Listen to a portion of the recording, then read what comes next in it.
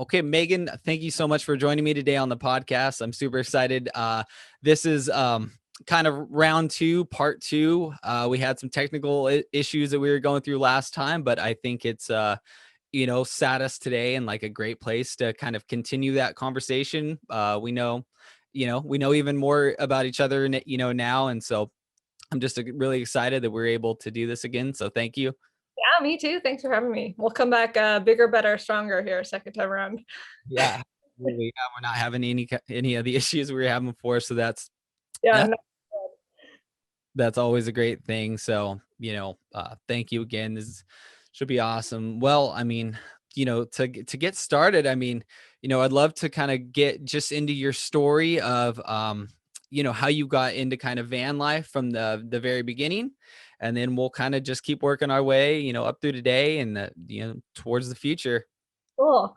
I'll give you like the really bird's eye view arc of just kind of my experience in the vans plural and in between. But I first moved into a van in 2017 with a partner at the time, and the goal was really just travel, like spend a year, visit all 50 states, see as much as possible. So it was really just kind of driven by adventure, and I was living in San Francisco at the time and really just kind of knew it wasn't the spot for me, and I was ready to kind of leave, but didn't really know where I wanted to go instead. So it was kind of all about travel, but also kind of finding the next place to maybe settle down. So as we traveled across the country, we're kind of always evaluating different places through the eyes of like, whoa, do we think we could live here? Like, what do we like? What do we not like? And so we spent a little over a year doing that before that relationship ended. And I moved back home for about 6 months total. But kind of the beginning of after that relationship, I really actually thought I was done with fan life. I was just kind of generally feeling burnt out on travel and living in the van and all the things that really put me in a place of like trying to figure out what I wanted to do next. And I didn't think it was going to be a van. But kind of fast forward a little bit in life, I guess, just the biggest variable for me was still location. I just didn't know where I wanted to be. And during that time, I was really just like looking to have a place of my own. And I didn't know where that would be. I was looking at apartments and jobs and all the different things in different cities, and it felt just really overwhelming. So ultimately, I decided that building out another van was actually a really good solution to that problem of giving myself kind of a home on wheels that I could continue to travel and check out places that were on like a top 10 type of list that I just wasn't really sure about, or I wasn't ready to make the commitment of. And even before I built out the van, I was actually really seriously looking into tiny homes, which was ultimately more the direction I would have liked to go. But with a tiny home, you still really like need a place to put it. Like I wasn't looking to have a tiny home that I like carry behind me and go all over. I wanted it to be somewhere, and that's just a little harder than it sounds, which I didn't really realize as I started looking into it. So we kind of ended back on the van trip. And I reached out to some friends who are very good at building vans, and they were gracious enough to come out and help me build out my van. So I did it with the help of two friends that, I couldn't have done it without them. And they came and we built it out at my parents' house in about 6 weeks, which was very, very fast and could not have been done if you didn't have some experience doing it. And yeah, and then I spent about a year, a little bit more, in that van solo before moving to Boise, which is where I am now and have been since last summer. So now you just currently you're using the van kind of just intermittently for like trips, weekend trips, kind of weekend warrior stuff right now. Yeah, the goal is to, keep the van or potentially maybe sell the van and get something similar as an adventure vehicle and, have this as my home base, but still do some travel and adventure amongst that. Although since I've been here, I've really just kind of realized that it's nice to be in one place for a little bit. So not traveling in the last, kind of 6 to 9 months has actually been a little bit of a nice break, and I'm sure that will change in the future and I'll get excited about travel again. But it's been a little bit of a nice change of pace, especially given the last year. Just to have a consistent, stable place to call home has been nice. Yeah, yeah, definitely probably good timing with that, considering like, the stories I've heard from some people. And thinking back to what you said too with about those tiny homes, is it's funny that they are transportable, but they're not, people don't realize like you're not just going to take those on the road like you would an RV. Like you can't take those from camp. So like they can be moved a few times here to there. But like, so I think a lot of people have this different perception of those tiny homes that like, oh, you can just, hitch one of those behind you and take it where you want. But that's not necessarily the case. And then even thinking about trying to put it somewhere though, you think like, oh, it's just as easy as like parking it in someone's backyard or like, you can find a place to put it. But then there's so many different rules and regulations depending on the state and the county and like where that's allowed and if it's not. So you really kind of need to have like a friend or a family friend that like happens to have the perfect piece of property where they're like, yeah, you can put your home on this piece of property and that. Yeah. And it's becoming quite, it's definitely becoming a thing that's, obviously happening more and more. So I think, places and counties and cities, are having to regulate those kinds Yeah. of, and it, obviously create some precedents. And, because I was thinking earlier when you were saying it, it really is such a great way for the kind of young, maybe, 18 to mid 20s, a really nice way for people of that age to maybe do something, kind of cheap and affordable that they can own, but to kind of maybe help them find where they want to settle down, where they want to, end up living, maybe for the rest of their life. And Yeah. that is cool. Yeah, that's kind of a cool thing about the a lot of people that choose to kind of live in a van for a while too is you see these crazy nice vans, but there was this wave of generation of people who had saved a lot of money to buy a house and then realized that they still could not afford to buy a house. So they took, that big chunk of money and put it into a really nice van that they could, whether they were living in it or traveling in it. But I think, yeah, there's definitely still a wave of people like that value experiences over space and still want, a place to call home, but they just realize they don't need as much of it. So I think tiny homes are very much still up and coming and will, become more of a thing than even they are now. But regulations and stuff, I think, are still catching up.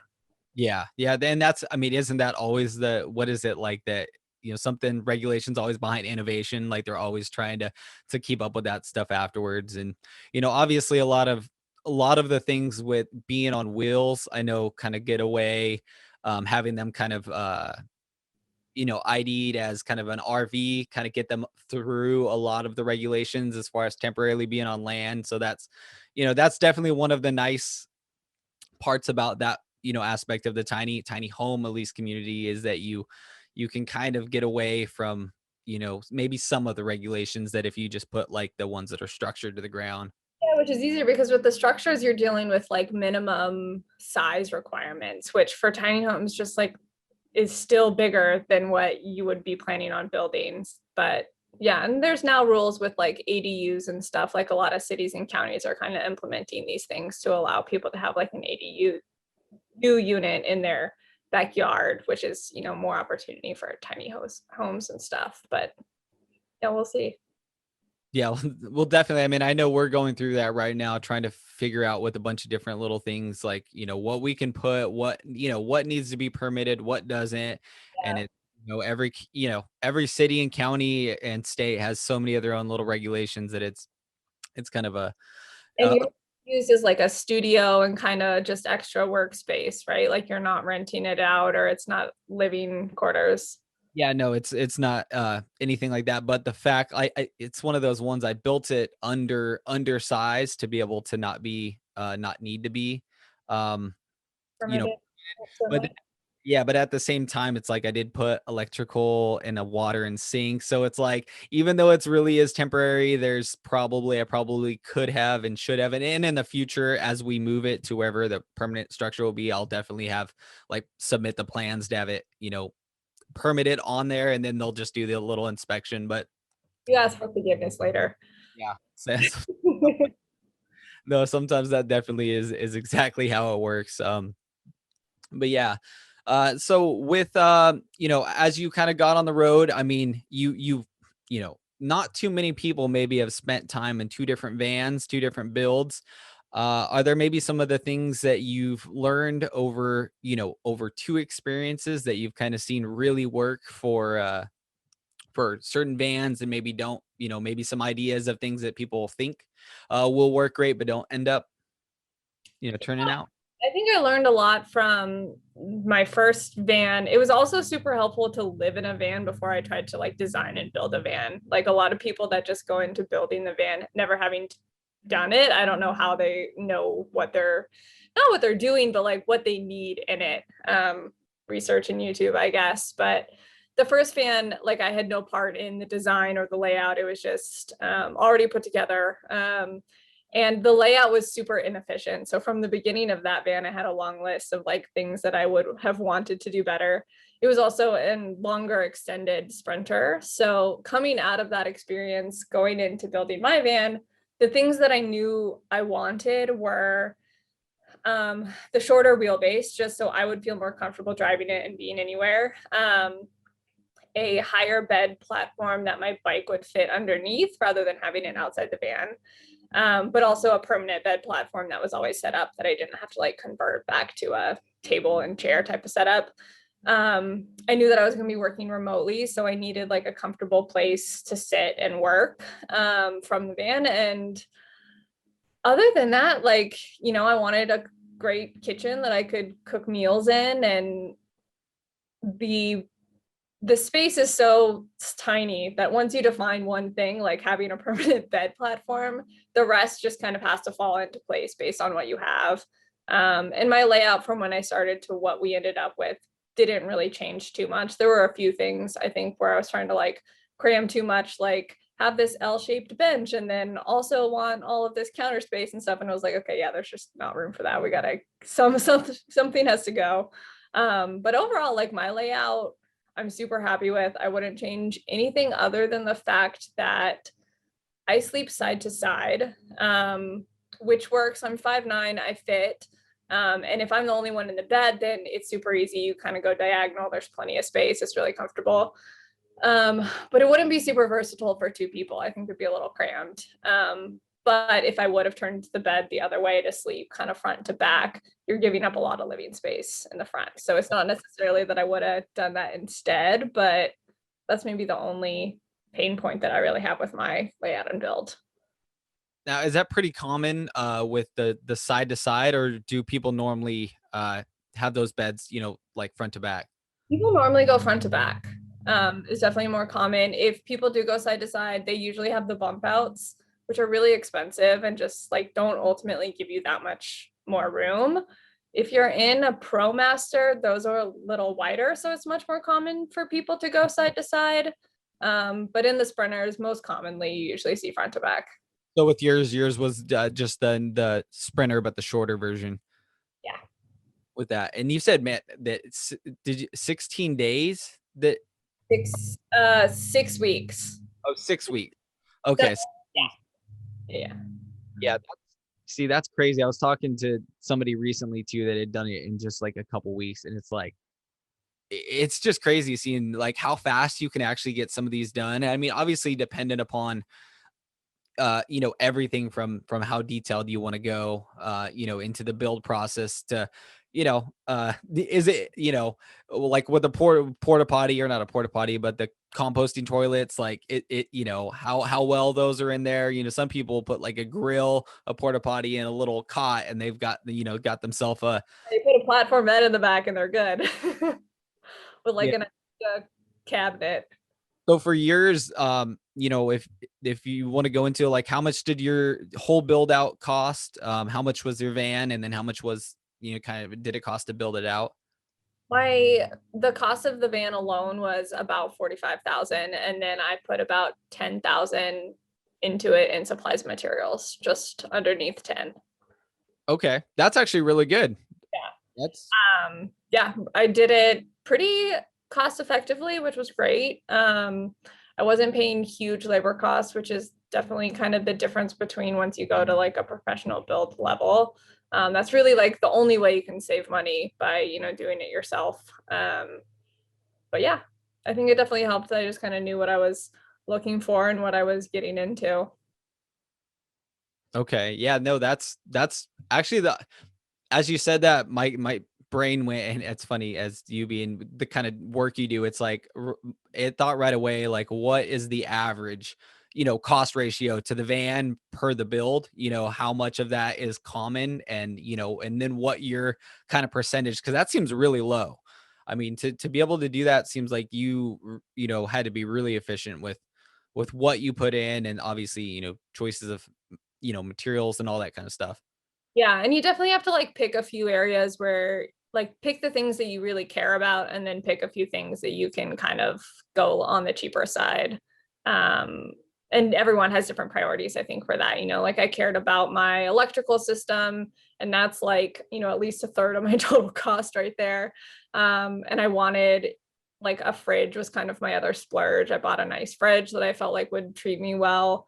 Um, and other than that, there were things, like I bought the cheaper fan or, cheaper materials in different ways. I made all of my own like cushions, curtains, window covers, so that like it's just a huge money saver as well if you're able to kind of do some of that sort of stuff yourself.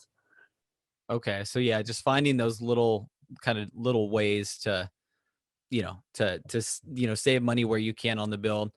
And then as well as, kind of the overall cost, um, with the solar, how did that work for you? Did, you said it's about a third of the entire cost of the build. I mean, that obviously at 10,000 for the whole, that doesn't surprise me that it wasn't about half of your build. So, It's the most expensive part for sure. So like I have 300 watts of solar with I want to say 400 maybe 500 amp hours of battery, all through Brenergy, and that system has treated me really well.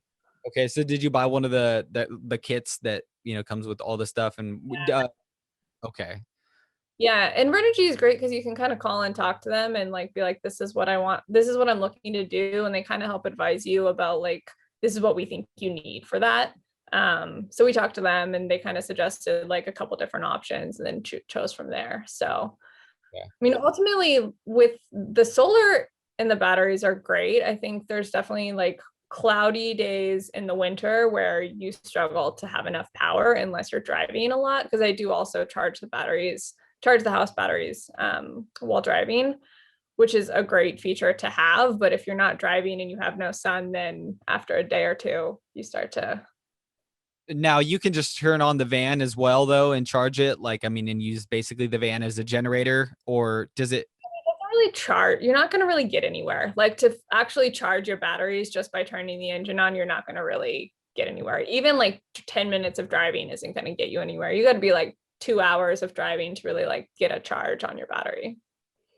Okay. Okay. And do you use the generator at all to supplement that, or no? You've been able to get away without having that?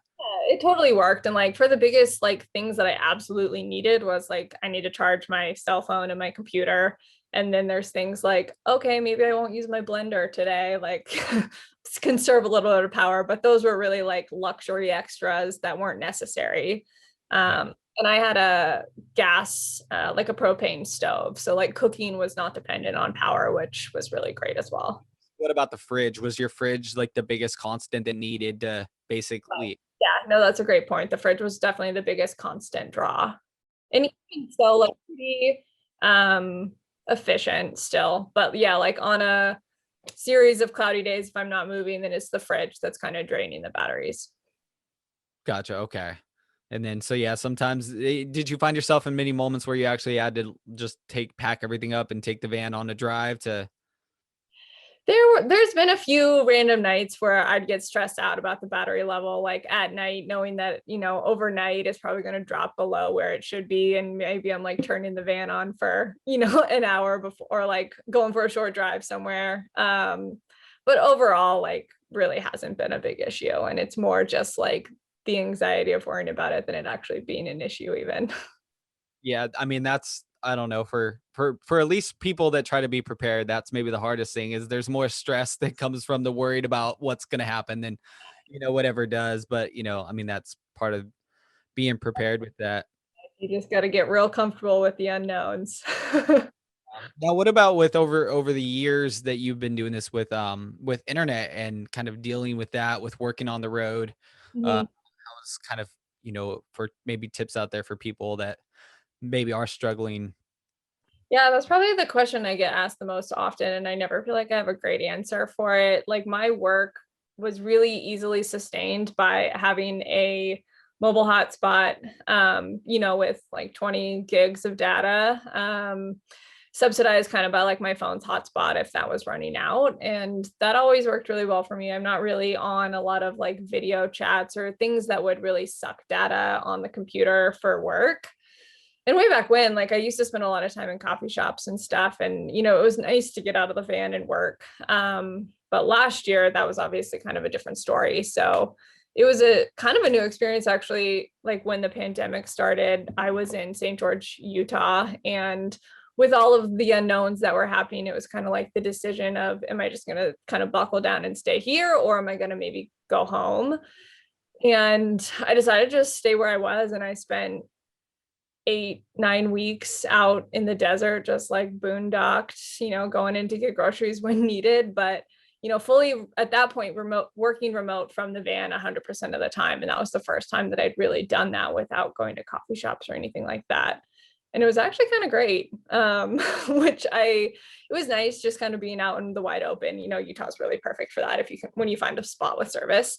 But just kind of a cool experience to actually really make the van my permanent mobile office and just spend my days working and going for bike rides. And definitely fresh air and biking got me through kind of quarantine and being alone. So that was great. Yeah. Now, where you were there many other like kind of people like yourself, or were you like actually kind of isolated? There were definitely some other people out and about and around, like you would see other bands and campers. I think just due to the times, it was really just like I kept to myself, just with like a lot of weird unknowns going on. And that's maybe more my nature, anyways, like, to kind of tend to keep to myself, anyways. So there were other people around. It was not as busy as I think it would have been otherwise, though. Yeah, and I mean, I can't even imagine some of the different places that maybe, people like had actually migrated to and flocked to, that were already popular maybe for the RV and van life kind of communities.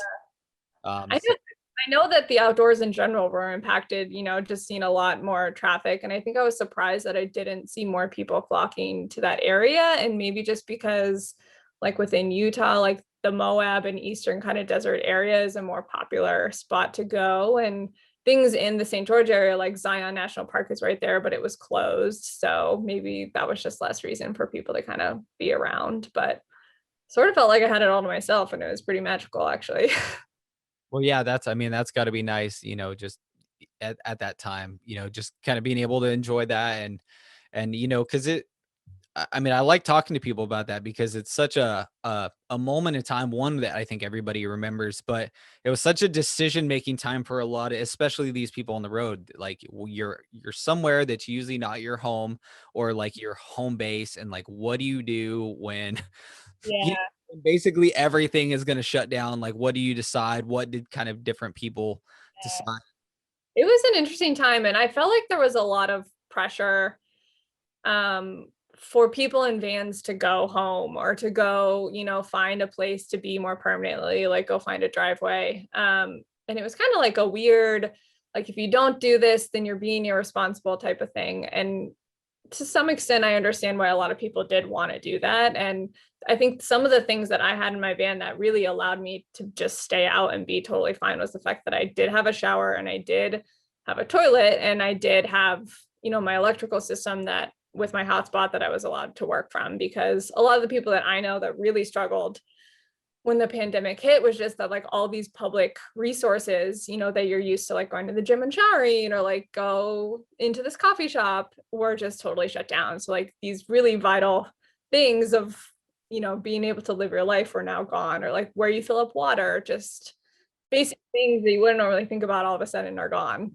Yeah, that's almost an interesting thing that it's like if you're gonna be in van life or bus or RV, whatever it is that's like that, it's like you almost need to think in some ways like a prepper, with even down to your internet and things like that. And it's like you can see just by your experience to maybe a couple other people that weren't as prepared in that moment, like, man, you think about like if you would almost have the common theme, like if I live on the road or I can take my home with me wherever that I am, they're like, oh, I'm doing great. I'm self-sufficient. I'm reliant. Like if, whatever shit hits the fan, like I can get off somewhere into nature.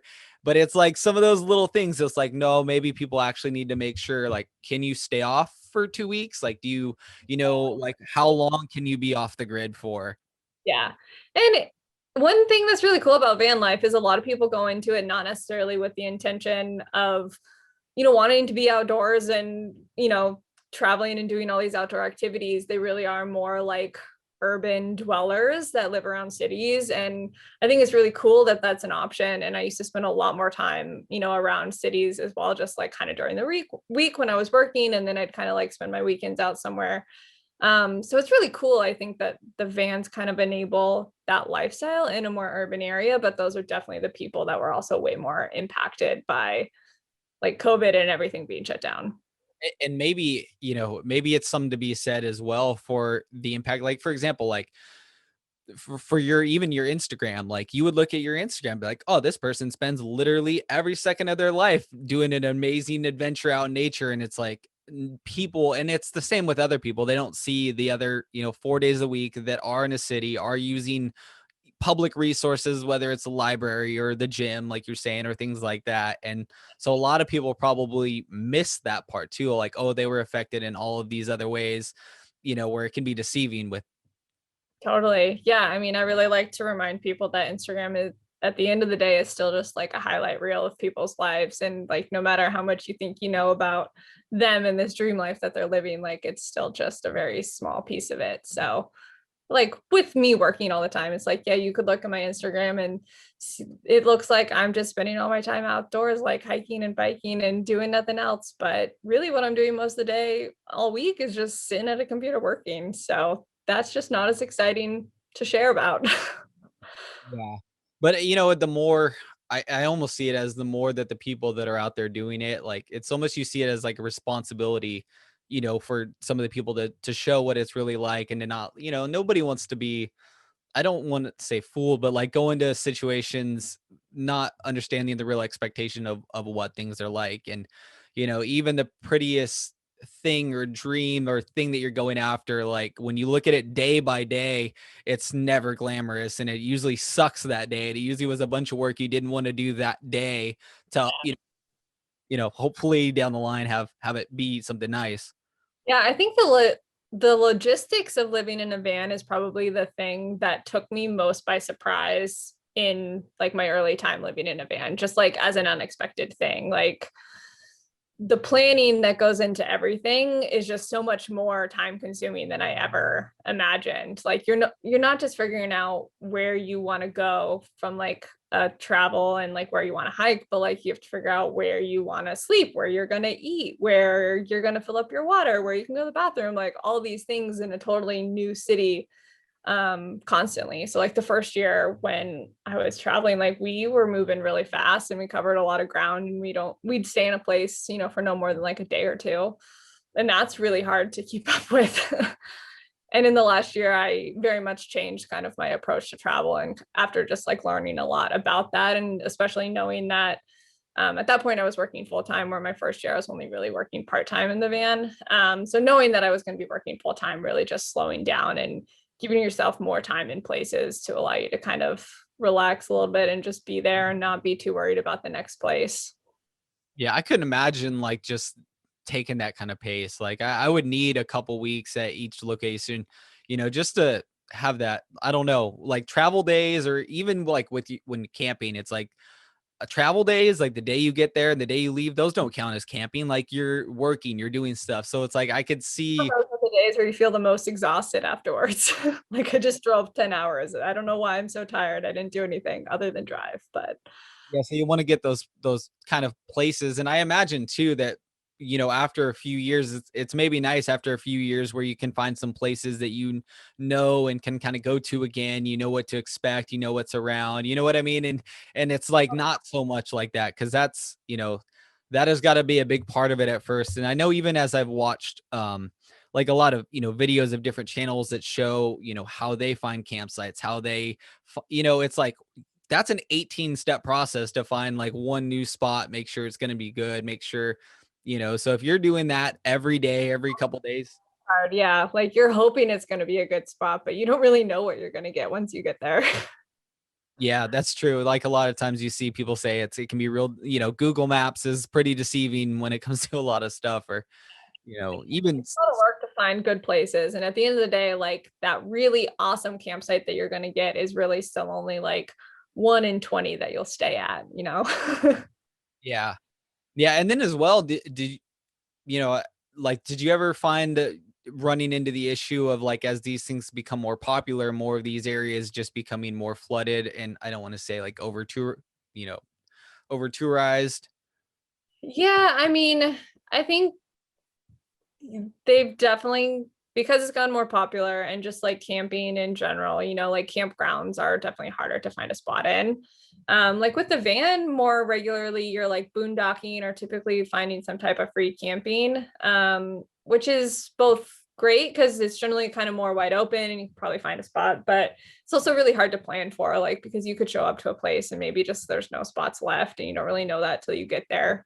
So it's a different kind of way of living, and I always kind of joke that it's just made me incapable of planning anything now. Like people ask me like, it's Friday, like, oh, what are you doing this weekend? I'm like, I don't really know, we're gonna wake up Saturday morning, we're gonna see, just because that's the mentality that's kind of stuck with me since the van, that I don't necessarily want to keep, but you really just kind of fly by the seat of your pants. And if you get somewhere and it's full, it's like, okay, well, let's go find another place. Like ideally you might have a few options lined up, but Well, and I mean that's got to at least be the nice part with vans. And I know from talking to different people, like the van is like the one, I don't want to say stealth, but like in a way that like you can almost park a van anywhere. With a lot of these other rigs, it's like, man, you really have to be somewhere that it's okay to be for the night. You can half get away with it almost any time with a van. And even if like worst case scenario, you have to just get up, jump in front and move your van, like,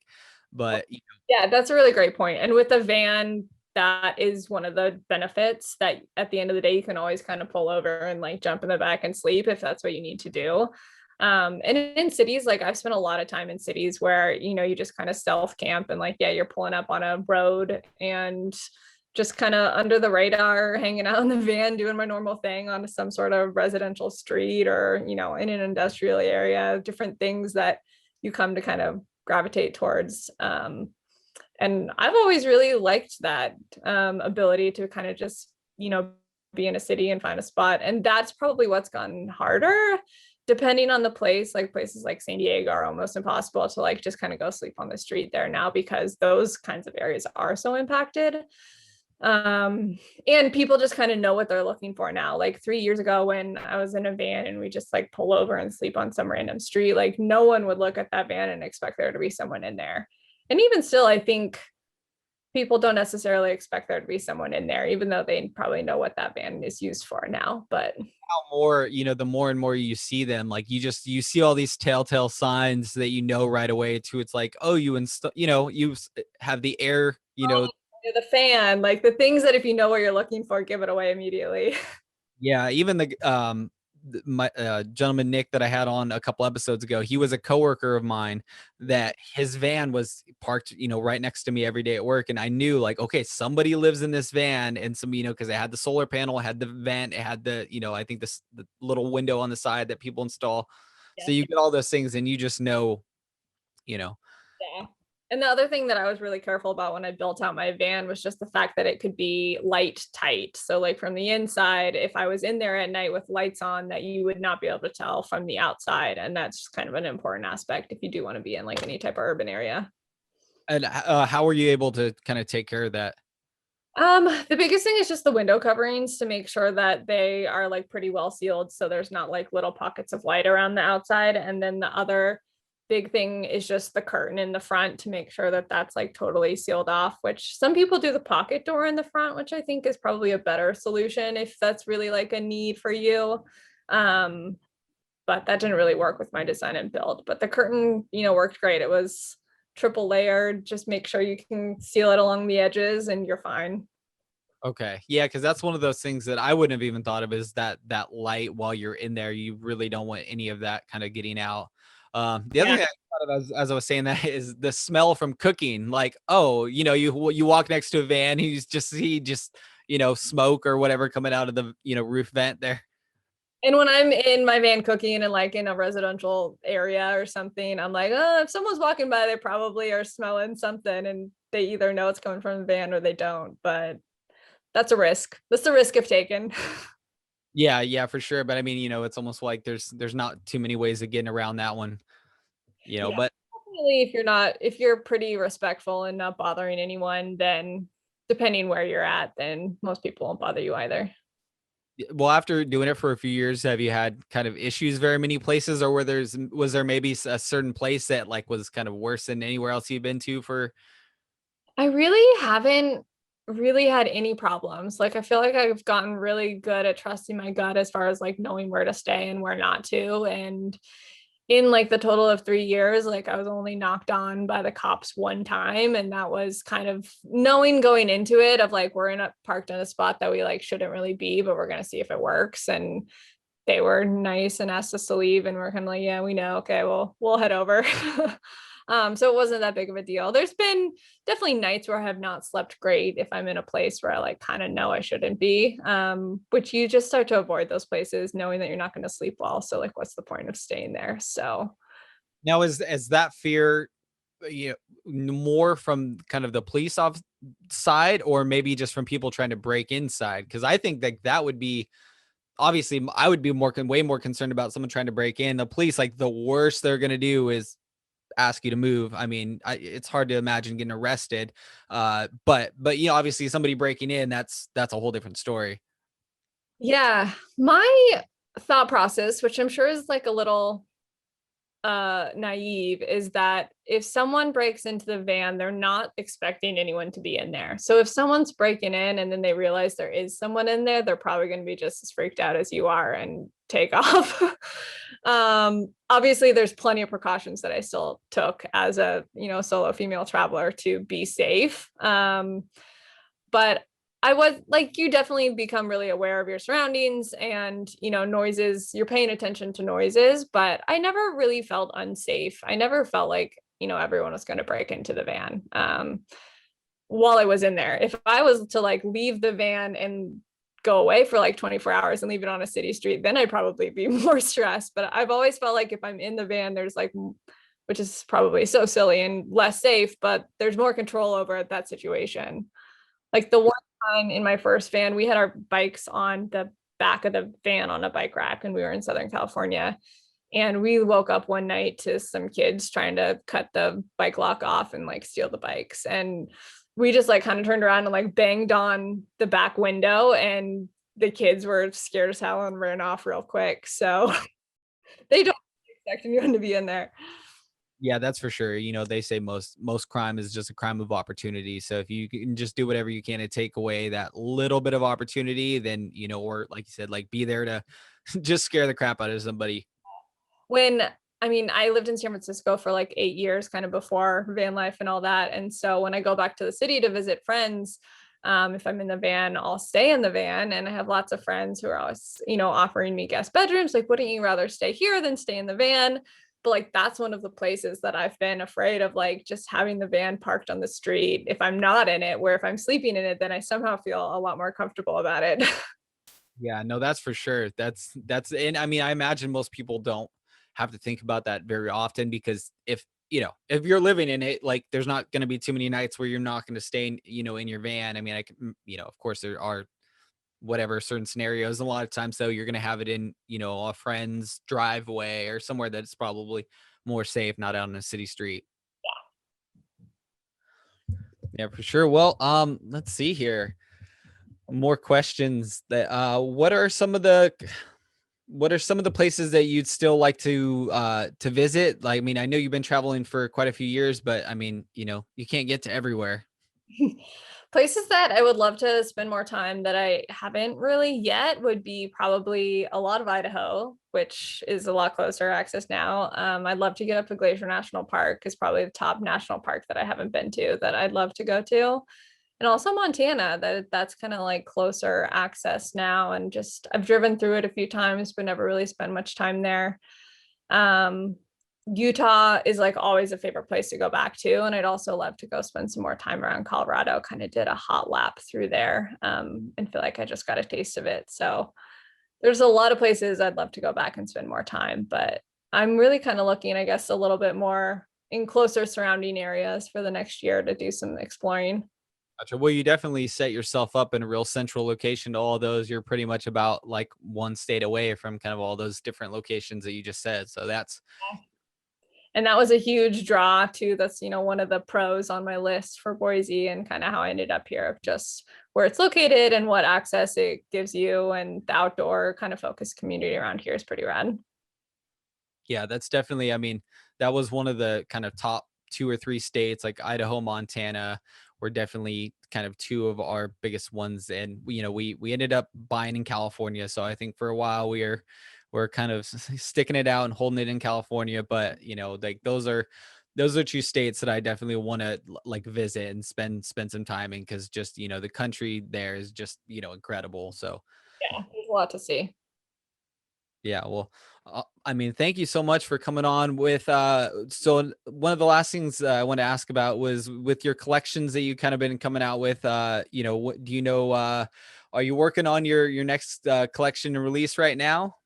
I am. I've been working on kind of my next project right now. So hopefully to kind of be released this summer. So just a bunch of woven wall hangings. Are kind of all outdoor themed, mountains and ocean, and some more uh geometric design. I'm blanking on the word of what I'm looking for.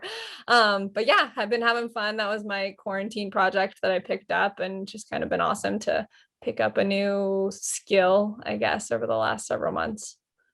Yeah, they're definitely awesome. And then I mean, I'd be remiss if we didn't talk about your profession, what you do. You do accounting. So if anybody is out there and is looking for any kind of work related to that, which I definitely know a lot of these um people that are on the road full time. I mean, just kind of the same type of lifestyle, the same kind of people. I think it's great that you kind of have a service that can be provided for people that have some of those same you Yeah. know, things in mind. Yeah, and that was a really cool thing about when I started my own business 2 years ago. So, I've been doing accounting and working with businesses for a long time, but the first year in the van, I was working for this other consulting company, and they kind of knew what I was going and doing. But at the same time, I'd be on like client calls and be like, "Oh, Megan, where are you based out of?" And I'd kind of like avoid the question of living in a van, and like it felt more corporate and more business professional. Where once I started my own business, my whole brand became the van and travel and adventure, and enabling other people to do that too. So it's kind of cool to be able to be really open about like, oh yeah, I'm in the van. This is where I'm at today, different place every time. But yeah, I do accounting and financial services for small businesses. I do not do taxes, which is a very common misconception. But yeah, just a lot of bookkeeping and kind of helping small businesses get organized on the back end of any type of business, and kind of put good financial processes in place. Because anybody running a small business is you can use somebody on the back and helping, because it is it is not always easy to do by yourselves, especially people's first time or things like that. Yeah, and I love working with small businesses. I think it's so cool and interesting to meet people who are just doing things that they're passionate about. And accounting's not necessarily something I've always been passionate about, but getting to kind of work with really interesting people has always made it, a lot more interesting and fun, and a different kind of passion for me. Yeah, that's definitely a really unique spin off on the entire kind of thing is that. So that's really awesome. And if anybody is looking for that kind of service, where can they find that at? Yeah, the best place is just on my website is meganmcable.com, or you can find me on Instagram at the same thing, Megan M Cable. And my business is called Sunny Days. And the business Instagram is Sunny Days Are Made. Awesome. Well, thank you so much for joining me. And I'm so excited to kind of just see where your journey continues to go. And we'll talk to you soon. Sounds good. Thanks for your time. Thank you.